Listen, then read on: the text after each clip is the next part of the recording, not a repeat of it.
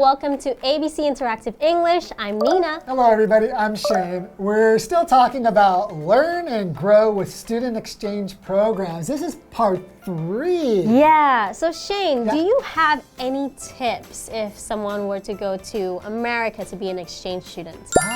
Interesting. Well, speaking of tips, the first thing that comes to my mind is tipping. So to give a tip when you go to a restaurant or if you are going to get service from somebody, like even if you go to a hotel, to give a tip means that you give them money for helping you that's extra from the thing that you buy. So if you go to a restaurant, you buy the meal. Yes. But when you're done with the meal, let's say it's 100 NT yes. or 1,000 NT to make it easy. Okay, it's 1,000 NT, and if you're going to give them a tip at the end of the meal, it's to give them about 15 to 20%. So you will give them 150 or 200 NT for the service. So that would be for the person who was the waiter or waitress, the person who's going to help you. You give them money so that to show them you appreciate what they did for you. Yeah, so you know it's interesting because in Taiwan, we don't really have that culture of tipping, right? There's no tipping culture, right? But they do take 10% for service, right? Okay, that's another way. But then again, if you have to mandate or you have to, give the 10%, different from tipping is that if you actually like the service of the waiter, you can tip more or less. Right. So with tipping, waiters tend to be, very friendly. More friendly, yes. That's one thing I miss about American customer service in the restaurant. Everybody's so friendly. Yes, because they want the tips. So if you go to America, that's my tip. Make sure that you tip. Very good. All right.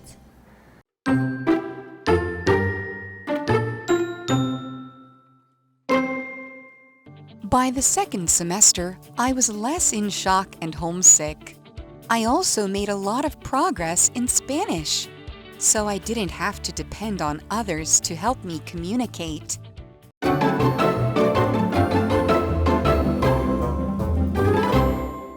All right, now let's look at part 3 of Learn and Grow with Student Exchange Programs. Right, so we've been following Tiffany and her journey as an exchange student in this program. Yes. So she's met her host family and they've been very patient with her. She's made a lot of new friends and classmates who have also been very patient with her.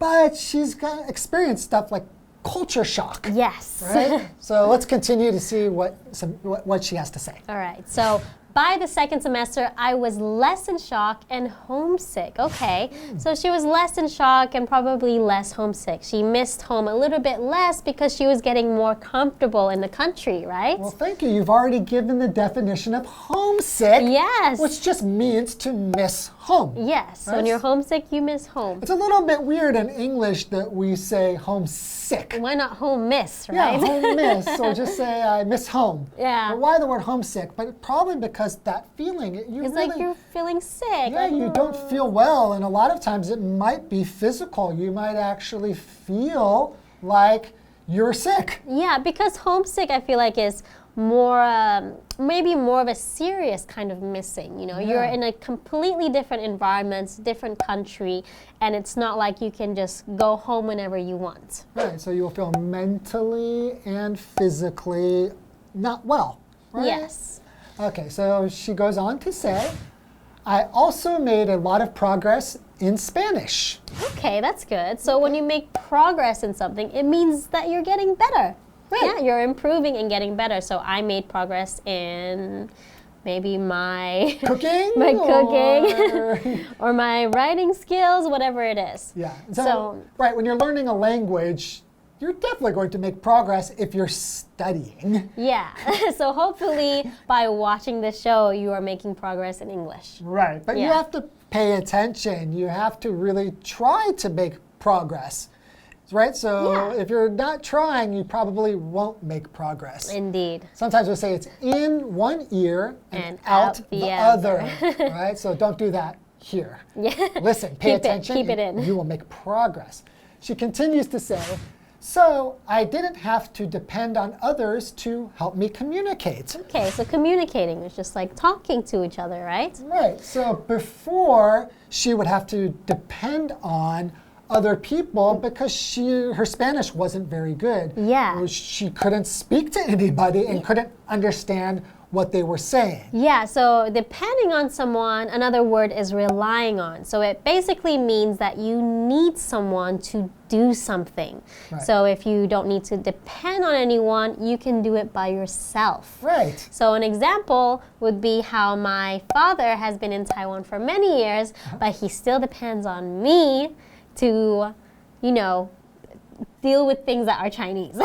He doesn't really speak the language. So that really is talking about communication. So he doesn't really has problems communicating sometimes in Chinese. So he can pick up the phone and say, hello, wait in Chinese and give me the phone. So he depends on you to communicate. So to communicate just means to share or give information or thoughts or ideas. If you don't speak a language, you can't really give information because you don't know the language and you can't understand the information or ideas that are coming at you. So when you're learning a language, really the main goal is to communicate, right? Yes, it is. Well, it's really tough, I think. I can understand how your father feels. I mean, my Chinese it keeps getting better and better, and I'm really improving. But a lot of times I have to depend on my wife to help me communicate. Yeah, same with when I speak to my boyfriend's family. They don't really speak English that much, so I have to depend on him to communicate with them. So he's our translator.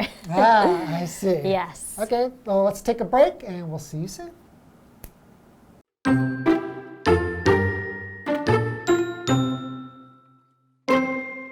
After that, I felt more independent and sure of myself. Being an exchange student really changed my life. It opened my eyes to the world and its many different cultures and people. It also allowed me to grow as a person. If you ever have the chance to be an exchange student, I advise you to take it.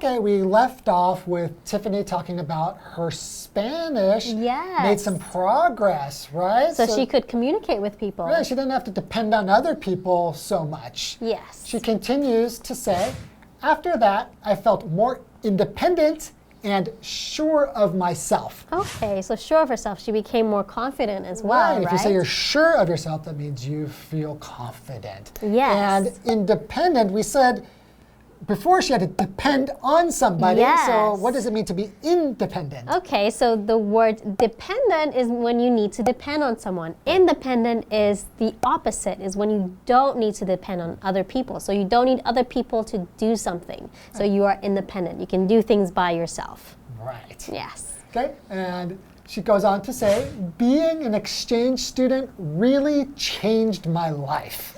Wow. I bet it did. I think that anytime you're going to go to a different culture, learn a new language, you really are going to change, and your life is going to change. How you see life is going to change. Absolutely. She became more independent, and I feel like that's also something that helped me a lot, was traveling and backpacking. I felt like that helped a lot with my independence as well. I learned so much. And it's incredible the things that you'll experience on your own. Yeah, and so she continues, it opened my eyes to the world and its many different cultures and people. So opened her eyes to the world just means that before she didn't really see those things. So when you learn something or you learn something you didn't know before, you can say, it opened my eyes. Yes, it made me see more. Right. Yes. And it also allowed me to grow as a person. So we're not talking about growing in height. Right, because a person also can grow meaning their height. But when you say grow as a person, you mean talking about improving. Yeah, like right? like maybe your personality, the way that you think. Yes. Maybe you get more mature. Yeah, so becoming a better person, a better version of yourself. Okay. She continues to say, if you ever have the chance to be an exchange student, I advise you to take it. So advise. So we see advise here has an S. This is a verb. Yes. It's very close to another word. Advice. Advice, which has a C, which is a noun. So advice, we know that that's kind of like some information you give somebody to help them, right? Yes. Or if somebody doesn't know how to do something, you give them some advice.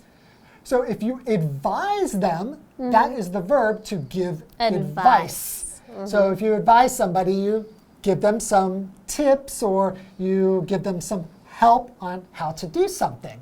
So would you advise somebody to be an exchange student? Or what kind of advice would you give somebody if they said, I want to be an exchange student? Yeah, well, first of all, I would definitely advise someone to be an exchange student or even just to travel if they have the opportunity. Okay. But I would also advise them to be careful when they are abroad. Oh, because because we're talking about like all the good things about being an exchange student.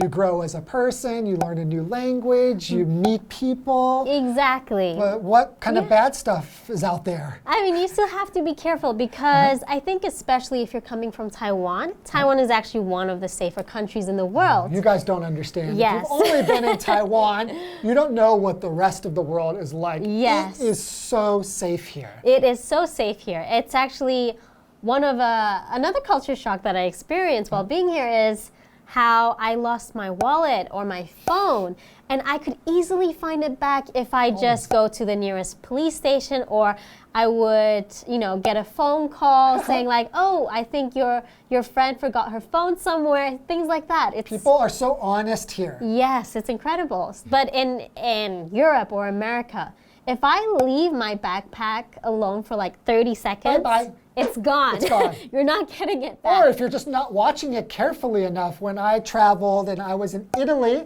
I had my backpack behind me on my chair, and somebody did something there. It was on purpose, so I would pay attention, and then the other person stole my backpack. Wow. So you really have to keep your eyes open when you're abroad. Yeah, so when I was traveling by myself, I was backpacking. I kept all of my stuff in front of me wherever I was, so I would have easy access, but I could also see if anyone tried to steal anything. So I would suggest that you always research the place where you're going to go, and I'm sure there's going to be lots of tips to be safe and lots of tips about what to do when you get there. Yeah, absolutely. But I would still always, advise somebody to take the opportunity to be an exchange student or go abroad and travel to another country and experience another culture if you can. I think that would definitely change someone's life. It would change your perspective. It would change you as a person. I think all for the best. All right, so go ahead and do it. And we'll see you next time. When you come back from your travels. All right, let us know how it goes. Bye-bye. Bye.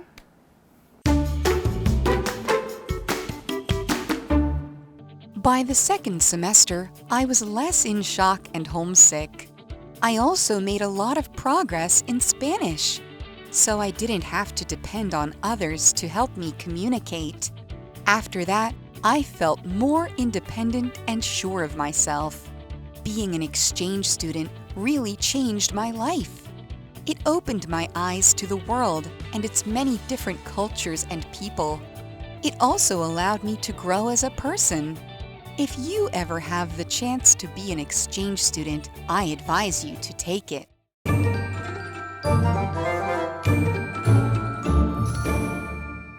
Hi, I'm Tina. 我们来看一下这一课的重点单字。第一个 homesick，homesick， 这是一个形容词，想家的。After reading my mother's letter, I began to feel more and more homesick. 读过妈妈的来信之后，我开始觉得越来越想家了。下一个单字 progress，progress， 这是一个名词，进步。If you do as I said, I believe you can make great progress in the next semester. 如果你照我说的去做，我相信你在下学期会有很大的进步。下一个单字 independent，independent， 这是一个形容词，独立的。My grandma is very independent and does all her own shopping and cooking. 我奶奶非常独立，购物、做饭全是自己做的。Independent 是独立的，那它的相反就是把前面的 in 去掉，变成 dependent。它也是一个形容词，依赖的。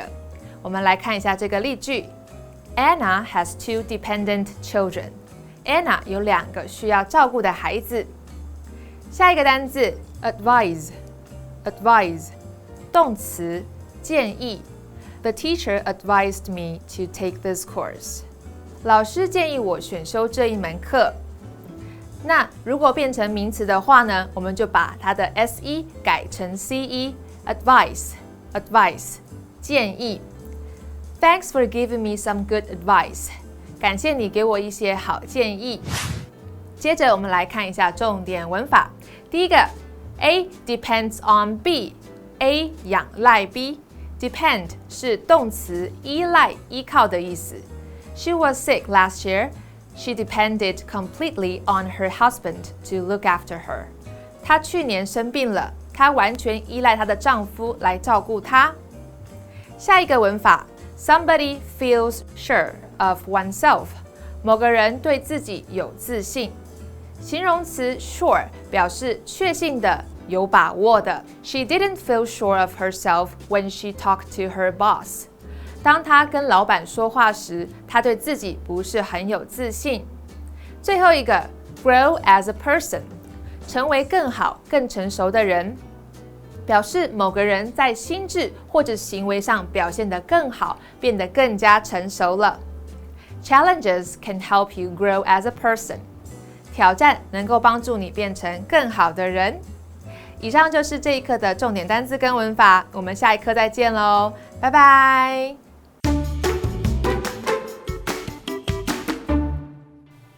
Fuyuan Forest Recreation Area is in a valley near Ruisui Township, Hualien.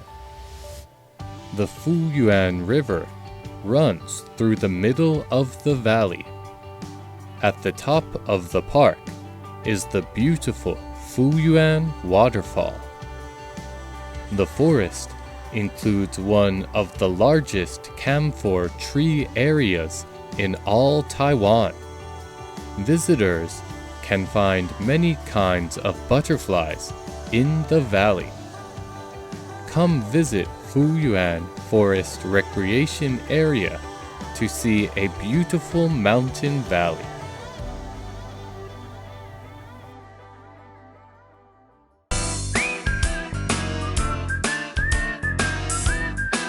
See you next time!